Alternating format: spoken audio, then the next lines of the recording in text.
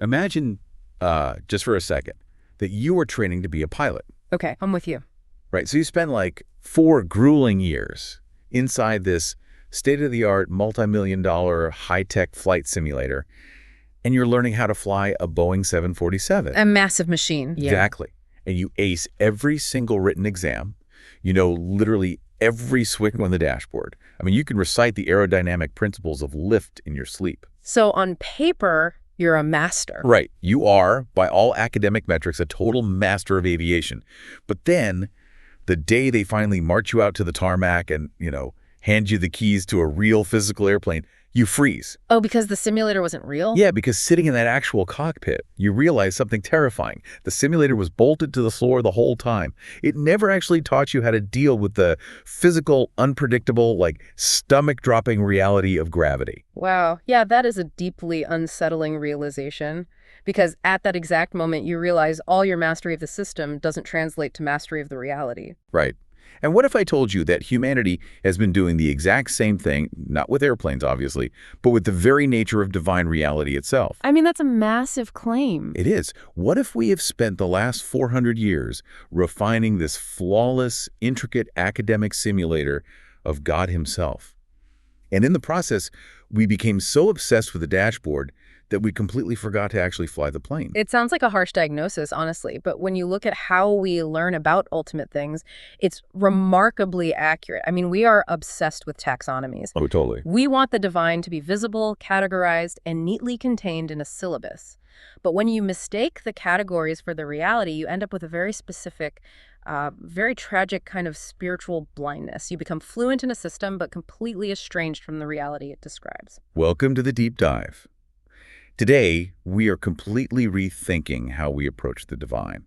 And our mission for this deep dive is, well, it's incredibly ambitious, but also incredibly grounding. Definitely great. We are taking a highly complex, 400-year-old theological apparatus like the kind of stuff that fills entire libraries and causes massive academic debates. And we are going to distill it all the way back down into 3 simple sentences. And we are pulling this directly from a genuinely paradigm-shifting manuscript by Jamie Thornberry. Right, the new source text. Yeah, it's titled Against the Unmaking, a framework for restoring truth, order, and human dignity. And for this deep dive, we are specifically going to focus our lens on part 3, which Thornberry calls the Johannine Architecture. Okay, let's unpack this, because the goal today is to guide you out of the simulator. We want to move from these overwhelming, dense systems to a profound, simple truth. Exactly. And crucially, we're going to explore why the sequence in which you learn something, like the actual order in which information is handed to you, fundamentally determines your spiritual understanding of it. That sequence issue, that's really the linchpin of Thornberry's entire argument. Because theology isn't supposed to be, just a list of facts you memorize for a test. Right, like an audio textbook. Exactly. It's meant to be a lived architecture. If we just study the traditional terms and categories, we're just studying a blueprint. A blueprint, yeah. Now, a blueprint is a highly accurate, entirely necessary drawing of a reality. But it is not the actual building. Thornberry argues that we have spent 4 centuries refining this incredibly detailed drawing without ever actually visiting the construction site. So I want to look at this blueprint for a second, because I want to understand what we've actually been doing for 400 years. Sure. The traditional way of organizing theology is through these things called loci, right? Great, loci. From what I understand, that basically translates to topics or commonplaces. So you have a specific bucket for the doctrine of God, a bucket for human nature, a bucket for sin, salvation, the church, the end of the world. You categorize everything. Yeah. And this wasn't built by amateurs. I mean, we were talking about the most brilliant minds of the last half millennia. John Calvin, Philip Melanchthon, Thomas Aquinas before them. Westminster divines. Right.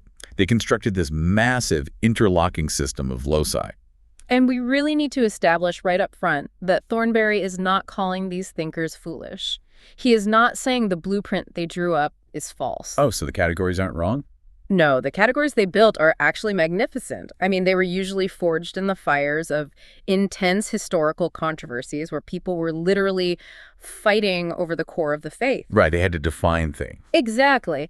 But the issue Thornberry identifies isn't the existence of the categories, it's how we use them.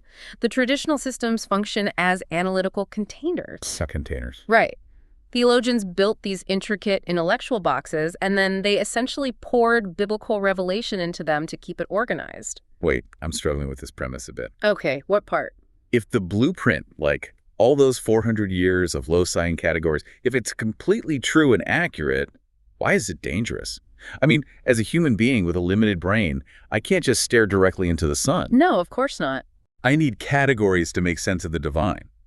Are we suggesting that people should just toss out systematic theology entirely and go wander in the woods to find God? I mean, what is the actual harm of a good map? The harm isn't in having the map. The harm is in the optical illusion that happens when the map becomes your primary reality. Okay, explain that. Well, Thornberry pinpoints exactly how this inversion happens, and it starts with a concept called prolegomena. Prolegomena, which means what exactly? It literally translates to things said first. Okay. In almost every major systematic theology textbook you will ever read, before you even get to page 1 of the Doctrine of God, you have to slog through hundreds of pages of method. Method, like how to study. Right. The system begins by asking things like, how do we know things? Or how is theology even possible as a rational discipline? So they're trying to establish the rules of the game before they introduce the main character. That is the exact intention. They are searching for a neutral ground, a philosophical baseline that both a religious believer and a secular skeptic can agree on, so they can then prove God exists using those agreed-upon rules. That makes sense logically. It does, but Thornberry points out that this is entirely backward, and it makes this devastating, quiet concession. By placing human method before God, the system is implicitly teaching the student something very dangerous. Which is? That there's something more basic, more foundational, and more reliable than God himself. Namely, human epistemology. Human rules for knowing. Oh, wow. I want to pause on the psychological impact of that because that is wild. It really shifts your entire worldview. Think about like an 18-year-old student walking into a classroom. Thornberry gives this exact scenario, right? Yeah. A student spends their entire first year, maybe even the first 3 years, just learning method. Yeah, philosophy of language, historical criticism. Logic. They implicitly learn that this methodology is the absolute bedrock of the universe. Then finally they are introduced to God. But by that point, the map has already become the lens through which they view God, rather than God being the light by which they even see the map. And what makes this inversion so incredibly insidious is that it is almost invisible from the inside. What do you mean invisible? Well, if you have a wildly inaccurate map, say, it tells you there's a bridge where there is actually only a cliff, you figure out the map is wrong pretty quickly, right? Yeah, because reality forcefully contradicts it. You fall off the cliff. Exactly. But if the map is highly accurate and you mistake it for the territory, you might live your entire life in a paper world and never realize it.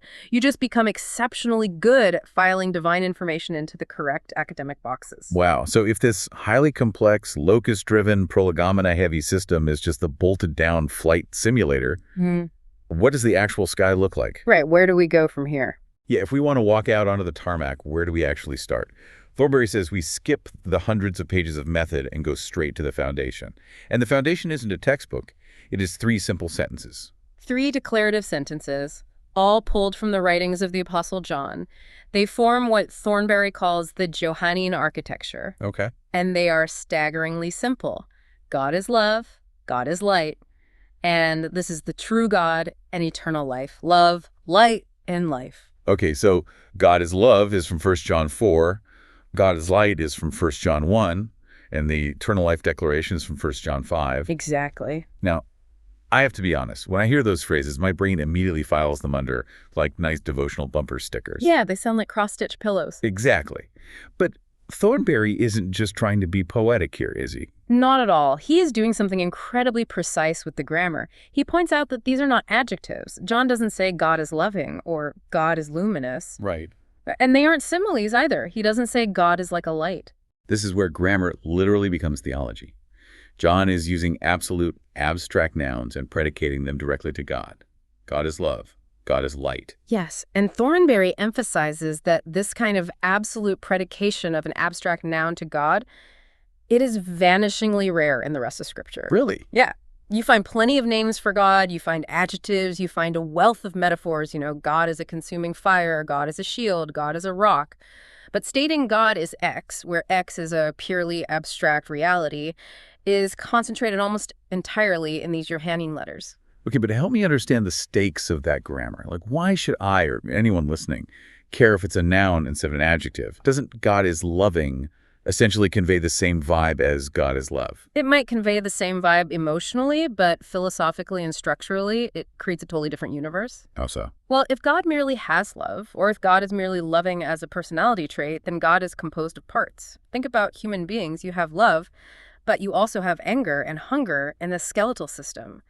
You are a composite of many different things. Right, I'm a mix of a lot of stuff. Exactly. And here is the philosophical rule. A composite thing can always be broken down into its constituent parts. Furthermore, a composite thing is dependent on its parts to exist. Like, I depend on my heart to beat. Right. But classical theology, the bedrock of how we understand the divine, has always insisted on a concept called divine simplicity.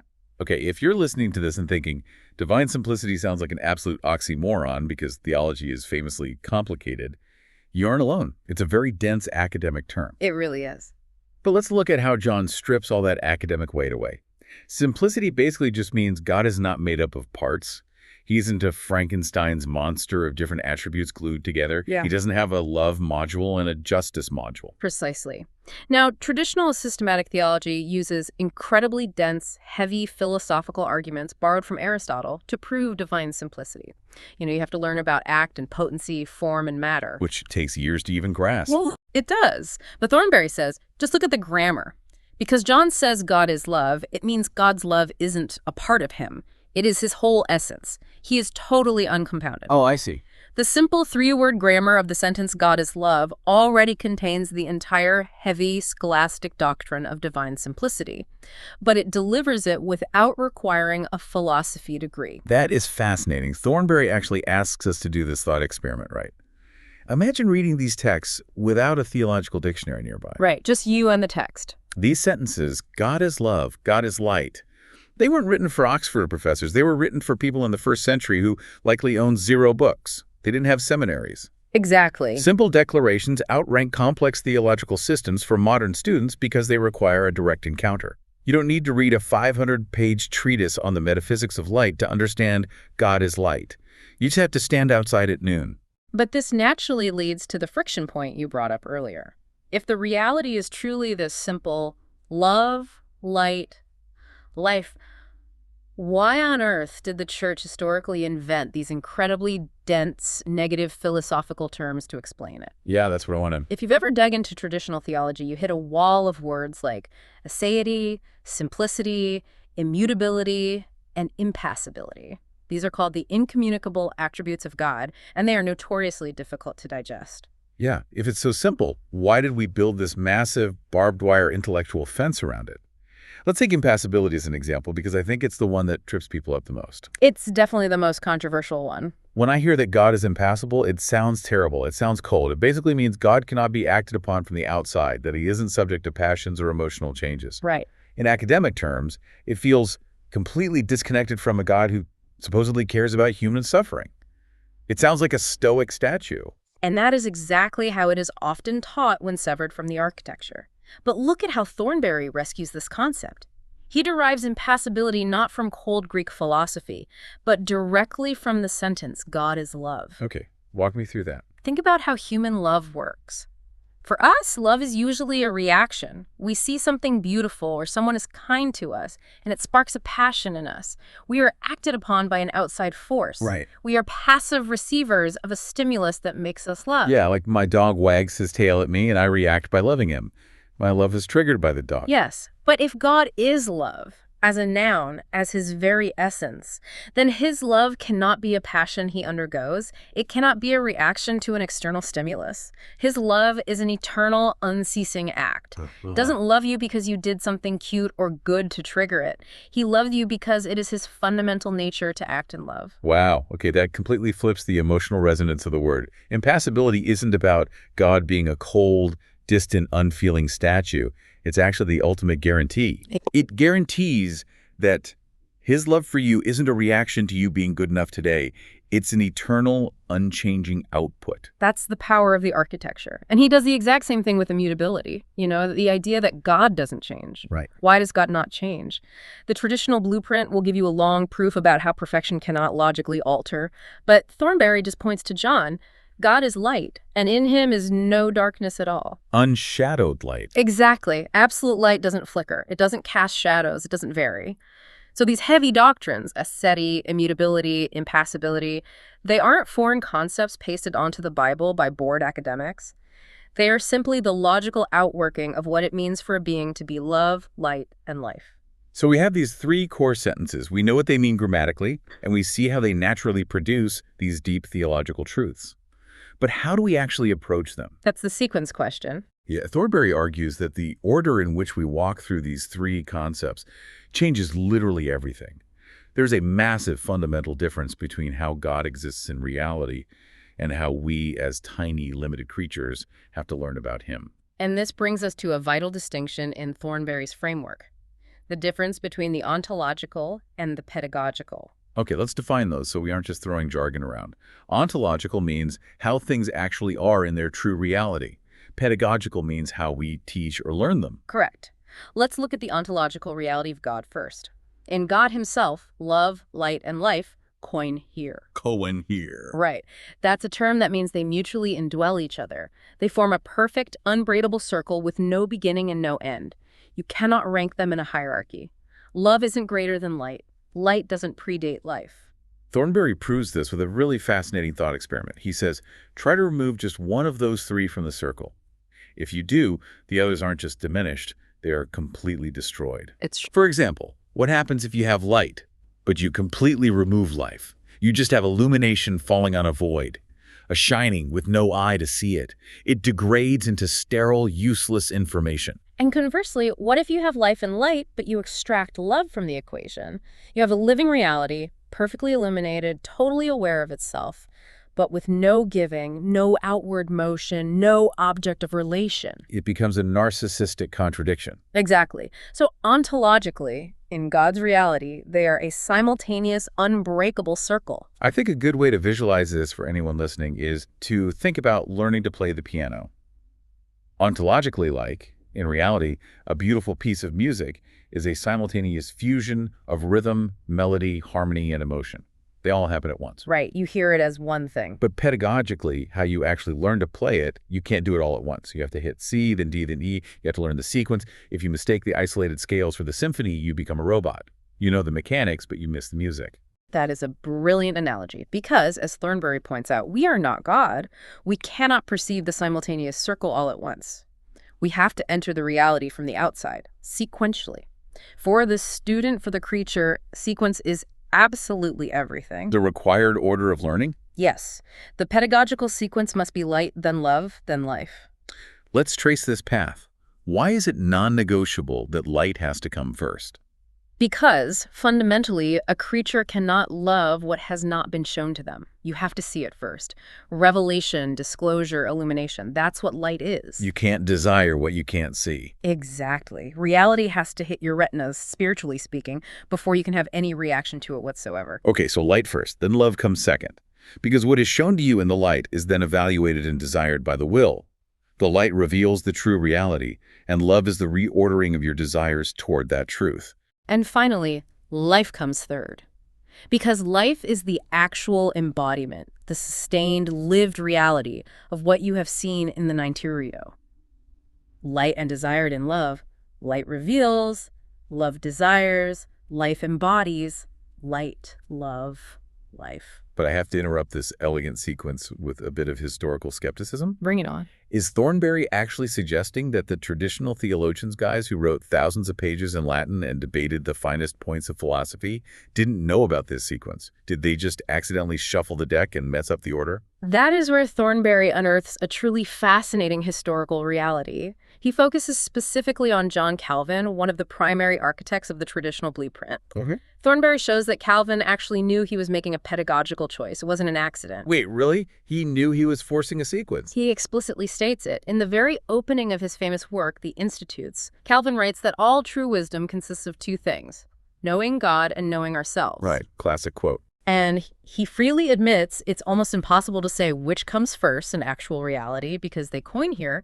But then just a few paragraphs later, Calvin says, for the sake of right teaching, we are going to start with the knowledge of God as creator and organize the information in a specific linear way. So he made a conscious choice. He made a pedagogical decision to structure his syllabus in a certain order for the sake of the students. Okay, so if Calvin knew it was just a syllabus, what went wrong?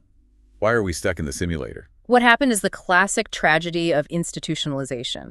Centuries of followers and students took Calvin's teaching sequence, completely ignored his opening disclaimer, and assumed that the sequence was the literal ontological structure of heaven. Oh, wow. They mistook the order of the textbook for the literal architecture of the universe. They mistook the piano scales for the symphony. This makes me think of another analogy. Imagine you were traveling down a long highway, and you approach a massive, ancient circular city, and you happen to arrive from the west.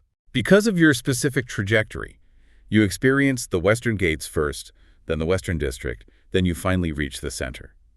If you forget that you are a traveler on a specific road, you might write a definitive textbook claiming that the west is the front of the city, and that the city was inherently built west to east. That perfectly captures it. The pedagogical sequence is just the road the creature is forced to walk. It doesn't mean light is structurally greater than life inside the city itself. Okay, but let's talk about the danger of getting this wrong. What happens if you scramble the sequence? What if you teach love before light? Sounds nice, right? Just love God. What's the harm in that? If we connect this to the bigger picture, the danger is catastrophic for spiritual formation. If you demand that someone love God before you show them the light, before you give them the revelation of who God actually is, what do? Yeah, you just guess, right? They take their own human, flawed, earthly definition of love, project it onto the sky, and call it God. Exactly. If you demand love without first providing light, you are just asking people to magnify their own sentiments. They end up worshiping a magnified version of their own preferences. A God made in their own image. That is why the Apostle John insists, in this was manifested the love of God. It had to be manifested, shown, illuminated first. The pedagogical sequence isn't just a neat trick. It is a matter of spiritual survival to prevent us from worshiping ourselves. I am fully tracking with this. We've built the architecture. We have the 3 sentences forming an ontological circle in God, and a specific pedagogical sequence for the learner. Right. But I want to pressure test this. Thornberry makes a huge claim. He argues that this simple Johannine framework can effortlessly solve the most complex, headache-inducing problems in theology without needing to import external philosophy. I want to see this thing work. Let's put it to the test. Let's look at the biggest, most complex doctrines in the history of thought. We can start with the Trinity. Okay, yes. For centuries, people have struggled with this. How do you get the concept of the Trinity just from the phrase, God is love, without needing to import complex Greek metaphysics about substance and persons? Right. Walk me through the mechanics of that, because if God is just a solitary single entity floating in eternity, and his core nature is love, Right. how does that work? It comes down to the definition of love itself. Love, by its very nature, requires an object. A love with no beloved is not love. It is just latent potential. Right. So if God is love, and he has been love eternally long before the universe was ever created, then he must have an eternal beloved. Because if he didn't have an eternal beloved within himself, he would literally have a pent-up attribute with nowhere to go. Precisely. If God is a solitary single person, and he is love, then he needed to create the universe just to have something to love. He needed to create us to actualize his own nature. Oh, wow. I see where this is going. If God needed to create the world to fulfill his own nature, then creation is no longer a free choice. It is a necessary mechanism for God's own self-actualization. And if creation is necessary, It completely destroys the concept of grace. Grace, by definition, means it is a pure, unmerited, unnecessary gift. that is the profound realization. The simple sentence, God is love, mathematically demands the Trinity to preserve the freedom and grace of God. That is wild. The Father has eternally loved the Son, and the Spirit is the personal subsisting of that eternal love. Because God is fully satisfied in this internal, eternal communion of love, the creation of the world is a genuinely free, gracious overflow, not a needy requirement. The architecture solves it instantly. Okay, that is incredibly clean. What about the doctrine of creation itself? How does the framework handle that? In the traditional blueprint, we almost always talk about creation using the vocabulary of a manufacturer. God is the cosmic builder. The universe is the artifact he built. Right. Well, Thornberry derives creation from the life axis. He argues that creation isn't manufacturing an object out of raw materials. Creation is the giving of a standing. A standing, meaning what? Meaning, it is the gratuitous, overflowing gift that allows a creature to participate in God's life without God losing any of his own substance. So it's relational. Completely. Think of what John writes. In him was life, and the life was the light of men. Creation isn't God chopping off a piece of himself to make a universe. It is God granting us a standing in relation to his life. We hold our existence momentarily. We don't own it inherently. Which brings us to the heaviest question of all, the problem of evil. I want to spend some time on this because this is where the traditional loci system really seems to fracture things. It really dismembers the doctrines. Yeah, in traditional systematic theology, if you want to understand the origin of evil, you go to the book on ontology, the nature of being. But if you want to understand human sin, you go to a totally different book called hamartiology, the doctrine of sin. They're chopped up and separated. And by separating them, the traditional system misses the profound simplicity of what evil actually is. We have a deep psychological tendency to view evil as a rival substance. We fall into dualism. Like good versus evil as equals. Exactly. We imagine the universe as a comic book battle between a massive entity made of pure light fighting against another massive entity made of pure darkness. That dualism is everywhere. It's in Star Wars, it's in modern politics, it's how we naturally conceptualize conflict. It feels like evil has a weight, a mass, a gravity to it. It does feel that way. But the Johannine architecture derives evil directly from light, love, and life by viewing it purely as a privation, an absence. A privation. Because God is light, and in him is no darkness at all, darkness cannot be a rival substance. Darkness does not have photons. Darkness cannot push light out of a room. Evil is not a thing that exists on its own, fighting against the good. It is parasitic. Thornberry uses this incredibly powerful ancient imagery from the prophet Jeremiah. The cracked cistern. I love this because it grounds the philosophy. A great image. A cistern isn't a rival fountain bubbling up toxic, evil water. It's just a hole in the ground. It was dug for the express purpose of holding water, but it's cracked, so it holds nothing. It is defined entirely by what it fails to contain. That's privation right there. Evil is a cracked cistern. It's the absence of integrity. Just as darkness is simply the absence of light, evil is the absence of good. Therefore, human sin is not the addition of an evil substance to our souls. We didn't drink a toxic potion that added a sin module to our anatomy. Right. Sin is a single, tragic motion away from the reality of God, experienced along the three axes we've been discussing. It is forsaking the life, disordering the love, and hiding from the light. It unites the grand concept of evil and the personal reality of sin into one unified, tragic movement of the human heart. So what does this all mean for human nature? That drastically changes how we view the concept of the fall. In the traditional blueprint, theologians argued endlessly over what specific part of the image of God was lost in the fall of humanity. Did we lose our reason? Did we lose our free will? Did our moral compass break? And Thornberry points out that unfallen humanity didn't possess those things as independent superpowers in the first place. The fall wasn't a subtraction of a physical part of the human brain or soul. It was a total severance of a relation. Severance without subtraction. Exactly. The image of God isn't a checklist of mental faculties you own. It's your capacity for relation along the axis of love, light, and life. When humanity fell, we didn't lose the faculty of reason. I mean, we still build massive cities. We still split the atom. We still write complex laws. The gears are all still there. Yes, the gears are there, but the relation was severed. Like a high-end coffee machine that has been unplugged from the wall. Yeah. The grinder works, the pump is flawless, all the parts are there, but the power source is cut. Yes. This completely solves the old theological debate of how humans can be supposedly totally fallen, but still highly capable of doing good, beautiful, rational things. We are severed from the source, but the architecture of our humanity remains intact, albeit pointed in the wrong direction. Okay, if this severed relation model of sin is so much cleaner, and if this Johannine framework effortlessly solves these ancient debates about the Trinity and creation, why on earth are seminaries still teaching the chopped-up locus system? That's the million-dollar question. What is keeping the old blueprint in power? And more importantly, what is it actually doing to the people who study it?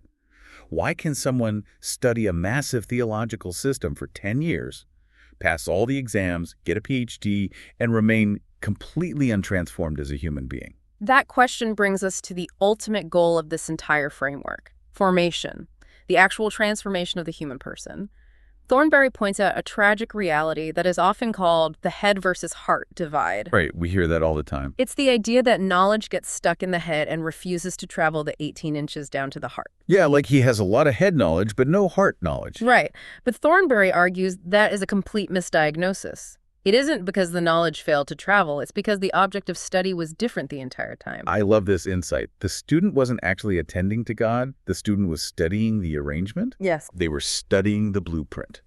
You can memorize the entire taxonomic structure of Calvin's Institutes, you can map out Aquinas' Summa, but you are ultimately just studying Calvin's brilliance or Aquinas' logic.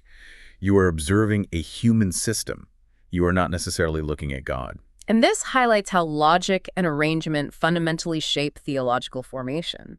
Thornberry goes back into history again to look at a Puritan theologian named William Ames. Okay. For a long time, the academic definition of theology was simply the doctrine of living well. Ames came along and changed it to the doctrine of living to God. Ames didn't just change a word. He changed the entire grammatical gravity of theology. He moved it to the dative case. Let's unpack that, because grammar is doing the heavy lifting again. In grammar, the dative case is the receiver of a gift. It's the indirect object. Right. Suddenly, living wasn't just about doing things well in a vacuum, like being a good stoic or a productive citizen. It was about directing your life to someone. He gave the living a terminus, a destination outside the self. But even with that incredible trajectory-shifting definition, the traditional system still stumbled. Because how did they structure their textbooks? They put the doctrine of God in Book 1 and the doctrine of living in Book 2. They physically separated the destination from the journey. They structurally implied that you can know God first as a set of facts, and then, in a separate motion, figure out how to live for him. But the Johannine sequence fixes this instantly. Look at John 17.3. This is eternal life, that they might know thee, the only true God. The knowing and the living are the exact same thing. Exactly. You don't know God and then figure out how to live. Knowing him is the life. If your knowing doesn't produce life, you haven't actually known him. You've just memorized a map. But this raises a very practical dilemma for anyone navigating the modern world. We are constantly bombarded with competing ideas, new philosophies, different spiritual systems, even different political ideologies that claim to have the ultimate truth. We really are. How do we distinguish true divine revelation from a counterfeit system, from pure human speculation? This raises an important question, and Thornberry gives us 3 Johannine tests, one for each axis. And they are incredibly practical for anyone trying to navigate truth in an age of information overload. Let's walk through these 3 tests because I think they are the most actionable part of this whole manuscript. The first is the light test. Does the revelation expose the recipient? When you encounter true divine revelation, it doesn't just illuminate the external world, it illuminates you. It exposes your flaws, your hidden motives, your hypocrisies. Human speculation never does that. Never. If you invent a theology or philosophy, it will inevitably flatter you. It will justify your existing preferences and biases. It won't indict you. That is such a sharp diagnostic tool. If your worldview constantly confirms how right you are, it's probably human speculation. The second test is love. Does it reorder your desires? Does it ask you to want differently, to love differently than you naturally do? In the 19th century, a philosopher named Ludwig Feuerbach famously argued that all religion is just human nature projected onto the sky. We just make God what we want. We take what we already want, make it massive, call it God, and worship it. The only answer to Feuerbach's critique is a revelation that actively thwarts your natural desires and reorders them toward something higher, something you wouldn't naturally invent. And the third test is life. Does it generate life over time? Does it produce actual fruit? Or does it just describe things accurately? Speculation can be incredibly complex. It can be intellectually deeply satisfying. But it is ultimately sterile. It doesn't generate actual lived transformation in the trenches of reality. To illustrate this sterility, Thornberry uses a haunting metaphor, the cut branch. If you go out and cut a branch from a tree for a short season, it looks exactly like a living branch. It keeps its shape. Yeah, it looks fine. The leaves might stay green for a few days. If you hold it up next to the tree, it blends right in. But over time, the truth of its condition is revealed by what it lacks. It doesn't grow. It doesn't respond to the sun. And it doesn't bear fruit. It just slowly hardens into wood. Traditional loci, when they are severed from these simple core declarations of love, light, and life, they are a cut branch. They retain the shape of truth, but they have lost the sap. They have lost the root. They are perfectly structured, but dead. Okay, let me stop you there, because I can hear the objection forming in the minds of traditionalists. Does this mean we should throw out the 400 years of traditional theology? Do we burn the systematic theology textbooks? Do we ignore the councils and the creeds? Thornberry is emphatic on this point. No, we do not throw them out. The traditional systems, the creeds, the loci, they are amazing at something very specific. They are amazing at telling us what to deny.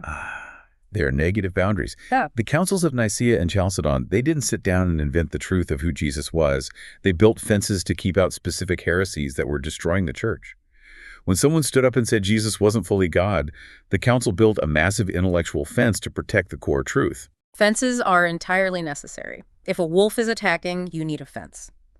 The tragedy is that today we have started teaching the fence before we teach the field it encloses. We teach students the intricate boundaries of the property, the height of the chain link, the spacing of the posts before we ever let them run in the grass. You don't live on the fence, you live in the field. Exactly. The Johannine Architecture, love, light, life, that is the field. That is the living reality. The blueprints, the loci, the creeds, they protect the reality. But you must encounter the reality first, or the fence is just a cage. So let's wrap this up. We have been on a massive, sweeping journey today. We've moved from the overwhelming, dismembered blueprints of traditional loci, where doctrines are chopped up and separated into different textbooks, where method eclipses the divine, and we've walked out of the simulator into the simple coinherent architecture of love, light, and life. Yes. We've seen that the order in which you learn something fundamentally changes what you are looking at. If you learn the map first, you will inevitably mistake the map for the territory. And this matters deeply for you, the listener, regardless of your background or your specific field, whether you are prepping for a boardroom meeting, studying a new scientific paradigm, or just insanely curious about how the world works, you have to ask yourself a terrifyingly simple question. What's that? Are you studying the taxonomy, or are you attending to the reality? Are you memorizing the categories of your field, or are you looking at the object itself? Are you memorizing the dimensions of the fence, or are you walking in the field? It's so easy to mistake fluency in the system for knowledge of the truth. Think about the cut branches in your own life. We've talked about how a theological system can keep its shape long after it has lost its life source. It looks green, but it isn't growing. Yeah. Where else in our lives, in our careers, our relationships, our daily routines, are we perfectly maintaining the shape of a thing, completely unaware that the root was severed years ago? We memorize the blueprints of our lives, but we forget to actually live in the house. The architecture is waiting. You just have to walk through the door. It's been an incredible deep dive. Keep questioning the maps you are handed, and make sure you eventually step foot on the actual ground. Thanks for diving deep with us. We'll catch you next time.